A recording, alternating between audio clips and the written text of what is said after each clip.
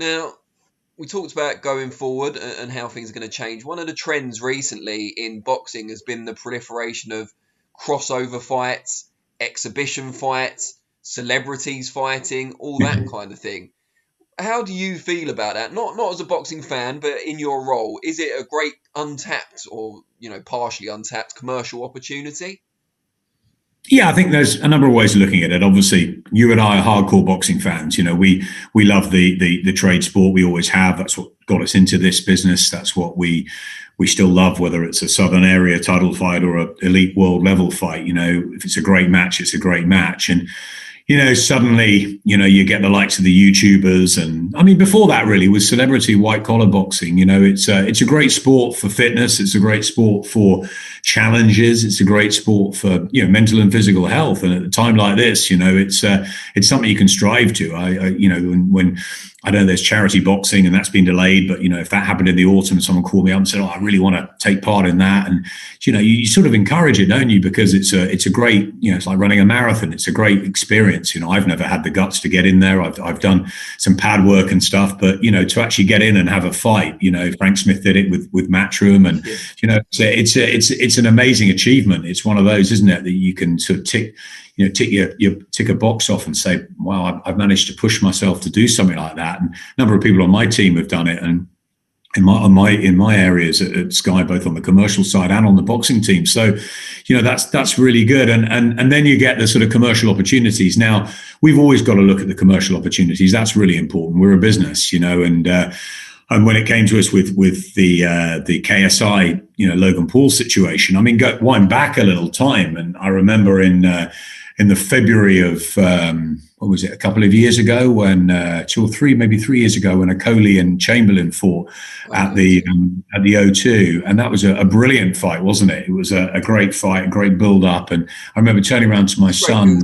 It wasn't great. It didn't end up being. It was a terrible fight. It was a great event, but it was a great build out. There were 10,000 or so at the O2. And yeah, it was 3 years ago, because I think my son was 10 at the time. And I remember him saying, I said to him, "Who do you think is going to win tonight?" As in Okolie or Chamberlain. And he went, "KSI is going to win." And I said, "What are you talking about?" And he said, "KSI is going to win tonight." I said, "What?" I said, No. Lawrence Okolie or Isaac Chamberlain. He said, "No, KSI is going to win. He's going to beat Joe Weller." I didn't know what he was talking about. And suddenly I realized that, I don't know my son as well as I thought I did.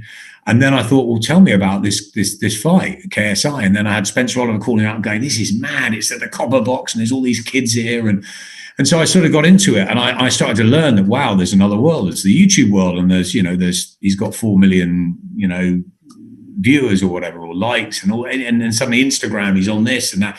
So I think that sort of opened my eyes up. And yeah, it took a while. I mean, we knew Logan Paul and KSI were fighting in Manchester, and it took a while before sort of Eddie came into the party, and then he said, "Look, what do we think?" And listen, it's an opportunity. It's an opportunity to get a younger audience, to get a different audience, to get into the YouTube market. So of course, and I embrace things, Danny. And look, I like people. I like different sort of challenges, and I got to work with KSI and Logan Paul, and they were two very intelligent guys, two brilliant guys in their trade. Is their trade boxing? No, their trade is a completely different one, and they've worked night and day to become YouTube stars. And it's a world that people just think, okay, they've got millions of viewers. They're just what are they doing? What are their skills? I'm telling you, they have worked so hard, and they've failed at so many things to get to where they are. And they go through different phases. And one was boxing, and I remember sitting at Logan Paul's bizarre sort of ramshackled house and all sorts going on there, and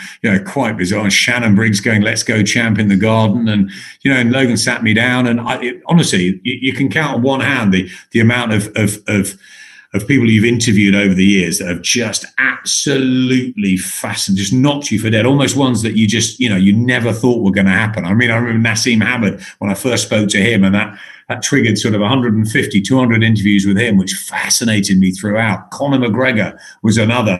And then I got this guy, Logan Paul, and I was sat there going, I love this. I just, it was brilliant. It was just so the way his mind worked and what he did. And I got into it, and and look, at the end of the day, was it two great fighters? Absolutely not. It was two novices.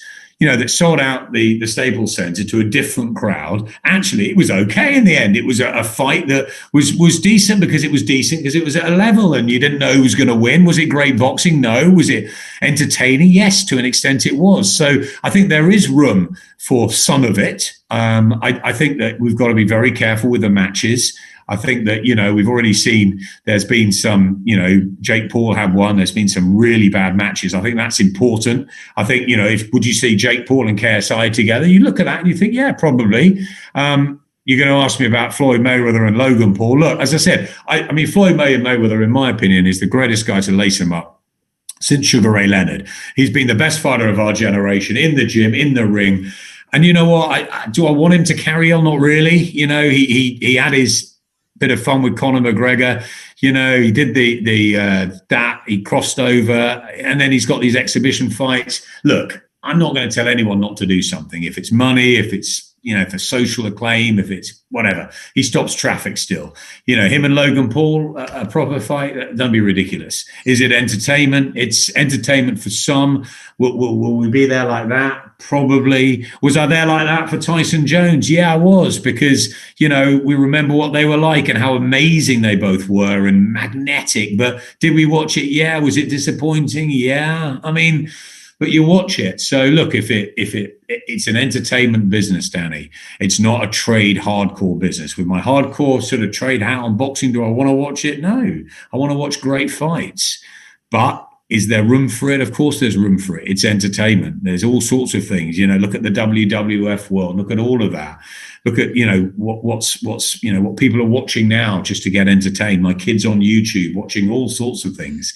And if you don't put it on, other people are going to. So, yeah, of course, we look at everything and we make, sensible and decisions based on our customers' need. But we're looking for, how we're going to get new customers as well. And that's something we always have to look at, those sort of events. But are we worried there's becoming too many? Maybe. Are we looking at them and deciding what we want to be involved in? Yes or not? Will it run its course? Possibly. Will the YouTubers go on to another phenomenon? Definitely at some point. But there's also a thing is, strike while the iron's hot. Would you see KSI and Jake Paul this year? Probably yes. And would there be an audience for that? Definitely, 100%. Ask my kids. Is this a bit of an insider information there, Adam? Are you currently working on that fight? No, I'm not working on that. As I said, we're a broadcaster. I can put my 2 penny in.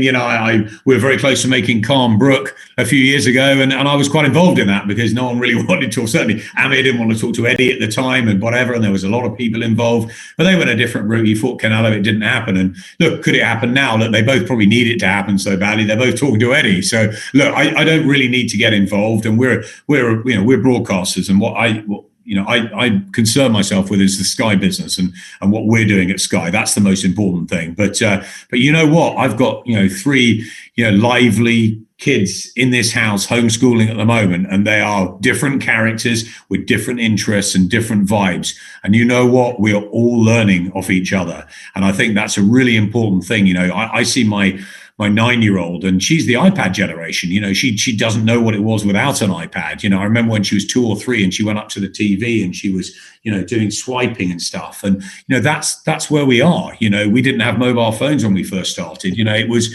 you've got to look at how things are changing and so quickly. And social media is just, if you're not in it for a couple of hours, you've missed something. But again, it's a very difficult world. You have to be careful with it, obviously with kids and stuff as well. And, there's a whole load of people out there that it can be very unsavory as well as very good promotional wise and to find things out. So it's, it can be dangerous, but it can be brilliant as well. So you have to sort of navigate your way through as a dad, as well as a businessman. And, you need to do what's right for your company and what you believe in and for your kids as well. So, but you're learning, I learn off the young, I learn off the people at Sky, I learn off watching the people at DAZN and at BT and others. Of course you do. You never stop learning, and you're never right in this business. That's what I always say. say, you never get it right. We try and do the best we can. I know we're totally passionate behind the scenes, and those who don't think we are at Sky or think we're just, we get, shot down in flames for fights and other things. We've got an enormously passionate, group of people working behind the scenes day in, day out to try to do their best for our customers. And I tell you what, we just try and do our best, and that's all we can do. We can't have every sweet in the jar, and we don't always get it right, but we try. And we learn every day, and we just try and get better. And I think the key word to all of this in the last year has been adaptability. And that's what we've got to do. We've got to adapt. And those who are not prepared to change and to adapt are going to get left behind, because this is a very, very fast new generation, the kids coming through. And you know what? They're not at regular school at the moment. They're homeschooling. We all know, and there's dramas at home, whatever. But you know what? When they're back out, this lot, I'm telling you what, this future is bright. There's some very, very intelligent minds out there, and there's minds that are learning all sorts at a rapid rate. And if we don't keep up with them, we're going to get left behind. We're going to be dinosaurs, yeah.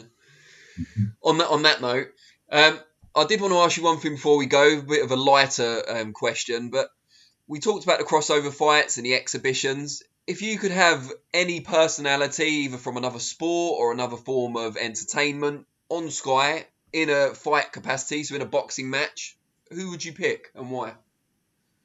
I let you ask me the hard questions, Danny. The light, fluffy ones. That's a lovely question. Who would I like to see in a ring? Yeah.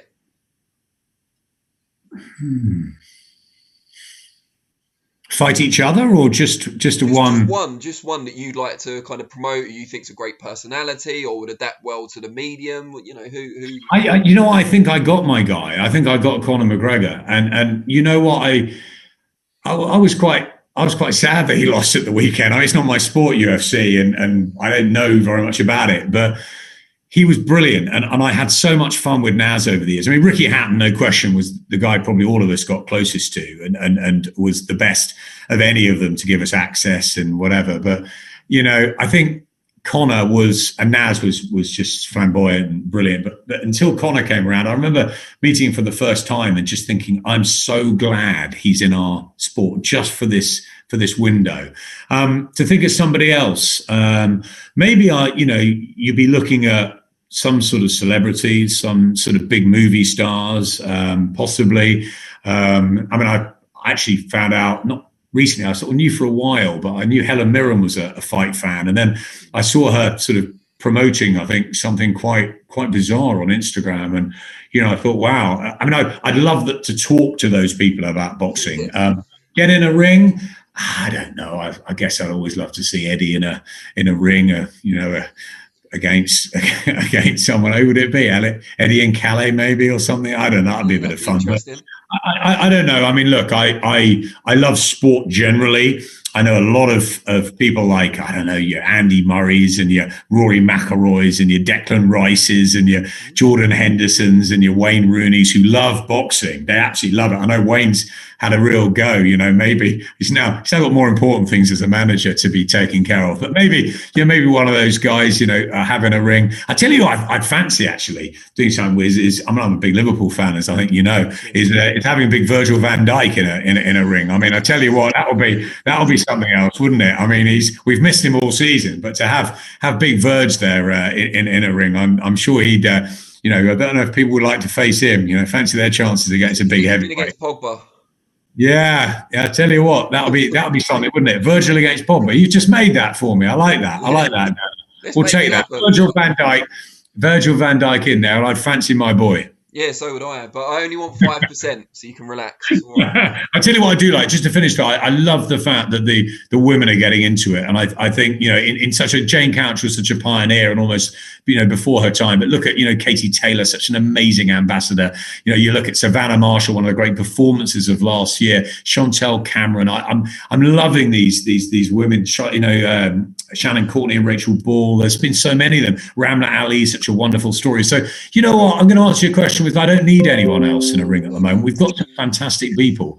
We've got some great people. So let's work with what we've got at the moment. But I think, some big celebrity ding dong. I've always fancied, actually. I'll tell you what I fancied. and I know him quite well, is Wayne Bridge. Oh, And he's a big boxing fan, and he's fought as well. And he's pretty tasty. I've seen him at a couple of white collar bills. And he's not a great friend, but I know him through other people. And I've always loved to see Wayne Bridge and John Terry in a big fight.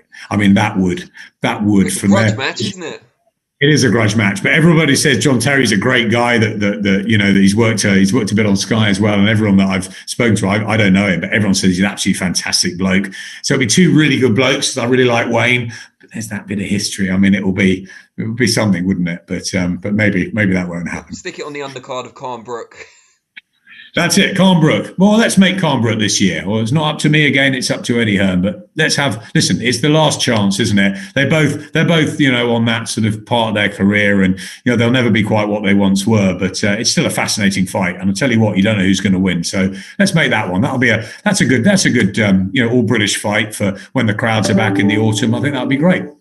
Great stuff. Well, Adam, always a pleasure. Really appreciate it. And we'll stay catch safe up again soon. And you.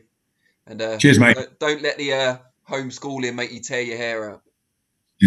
No, fortunately, I'm not doing that much of it. Oh, right, okay.